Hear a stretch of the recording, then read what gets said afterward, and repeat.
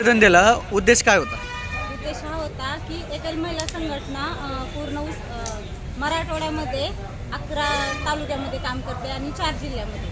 तर उद्देश हाच होता की एकल महिलांची स्थानिक स्वराज्य संस्थेमध्ये एकल महिलांची नोंद व्हायला पाहिजे. जसे जन्म मृत्यू आणि विवाह नोंद होते तशी एकल महिलांची पण नोंद व्हायला पाहिजे. त्याचं कारण असं की ज्या वेगवेगळ्या योजना असतात तर त्या घटस्फोट नसल्यामुळं एकल महिलांची नोंद नसल्यामुळे त्यांना त्या योजनेपर्यंत पोहोचता येत नाही. यासाठी स्थानिक स्वराज्य संस्थेमध्ये एकल महिलांची स्वातंत्र्य नोंद व्हायला पाहिजे. यासाठी आम्ही कलेक्टर साहेबांना पण निवेदन दिलं आणि जिल्हाधिकाऱ्यांना पण निवेदन दिलं. नमस्कार, अनुराधा आंबुरे.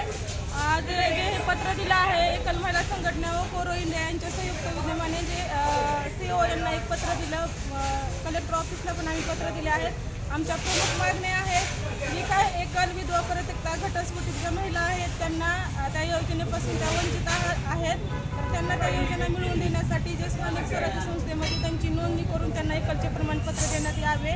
नमस्कार, मी कांता शिंदे धाराशिवमध्ये राहते. कोरो एकल महिला संघटनेमध्ये मी कार्यकर्ती म्हणून काम करते. एकल महिला संघटनेचं ही मागणी आहे की जे विधवा परित्यक्ता घटस्फोटित प्रौढकुमारी ज्या महिला आहेत त्यांना मान सन्मान मिळावा.